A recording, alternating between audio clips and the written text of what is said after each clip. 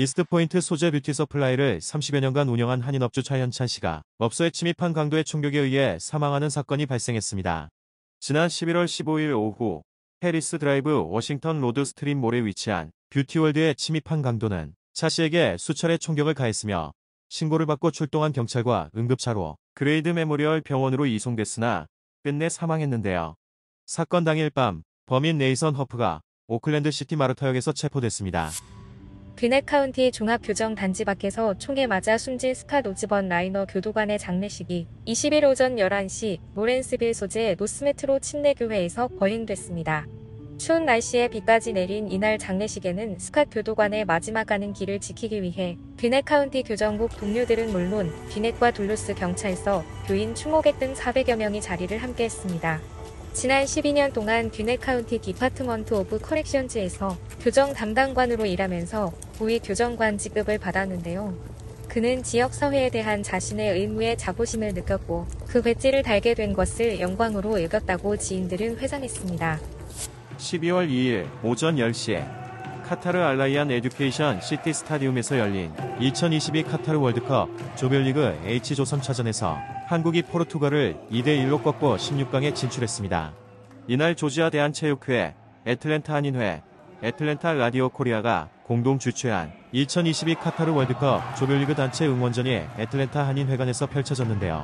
이날 한인회관을 가득 메운 응원단들은 대한민국을 외치며 기적이 일어나 주길 한마음으로 기원했습니다.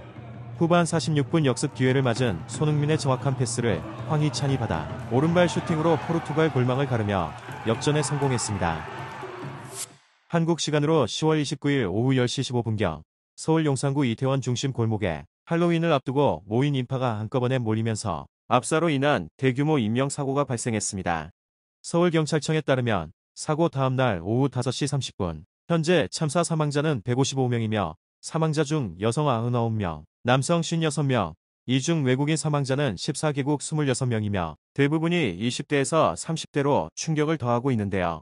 중상을 입고 병원에서 치료를 받던 10여 명 가운데 안타깝게 숨지는 사례가 추가되며 희생자는 계속 늘고 현재 사망자는 총 158명으로 집계됐습니다. 질병관리청 중앙방역대책본부는 대한민국 모든 입국자들에게 실시하였던 입국 전 검사 PCR, 레트와 음성확인서 제출 의무를 국내 도착 입국 시간 기준 9월 3일 새벽 0시부터 중단한다고 공지했습니다. 제 이름은 저스틴입니다. 저는 엄마와 11살 된 남동생 다니엘과 함께 살고 있습니다. 둘루스에 거주하는 한인 김정원 씨 아들 다니엘 리군이 지난 4월 21일 T세포 급성 림프성 백혈병 진단을 받고 투병 중에 있습니다. 다니엘의 형 저스틴은 동생이 매주 항암 치료를 받아야 하기 때문에 어머니는 직장에 다닐 수 없었고 가족을 위한 수입이 전무하다며 엄마와 동생을 위해 온라인 크라우드 펀딩 웹사이트 고펀드미 계정을 개설했습니다. 조지아주 중간선거 개표 결과 애틀랜타 차세대 한인 후보 2명이 모두 주 하원 의원에 당선됐습니다. 한인 차세대 샘 박 조지아주 하원 의원이 사선에 도전장을 낸 107지역구에서 4승을 거둬 이전 박병진 의원이 갖고 있던 3선의 기록을 넘어선 조지아주 한국계 최다선 의원이 됐습니다. 또한 홍수정 변호사는 2년 전 아쉬운 패배를 떨치고 조지아주 최초의 한인 여성 주 하원 의원에 당선됐습니다. 우크라이나 소녀 아멜리아가 키이우의 대피소에서 디즈니 애니메이션 겨울왕국의 주제곡 레디꼬를 노래하는 영상이 소셜미디어에 퍼진 후 브로드웨이 스타 이디나 멘젤과 ITV의 홀리 윌로비의 관심을 받았습니다. 이 곡의 원곡자인 가수 겸 배우 이디나 멘젤도 지난 7일 자신의 트위터에 이 영상을 공유하고 우리가 지켜보고 있어라는 글과 함께 우크라이나 국기색을 의미하는 하늘색 노란색 하트 모양 이모티콘을 적어 응원했습니다. 연방정부가 가정용 코로나19 자가검사 키트를 추가로 무료 배송합니다. 조 바이든 행정부는 연말 연시를 맞아 코로나19가 급격하게 확산할 가능성이 있는 것을 우려해 가정용 코로나19 자가검사 키트를 한 가정당 4개씩 무료로 추가 신청할 수 있다고 밝혔는데요. 추가 신청은 웹사이트나 전화 800-232-0233을 통해 신청할 수 있으며 신청 후 7일에서 12일 후에 배송될 예정입니다.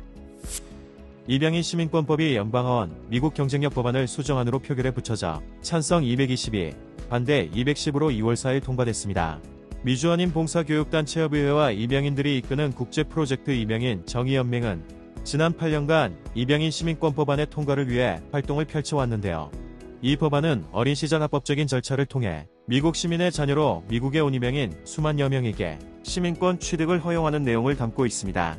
만약 앞으로 연방상원에서도 통과된 뒤 법으로 제정된다면 수만여 이명인들이 장애인 혜택, 사회연금, 주택, 학자금, 융자 등 중요한 지원을 받을 수 있고 부당하게 추방된 이명인들이 집으로 돌아와 가족과 재결합할 수 있게 됩니다.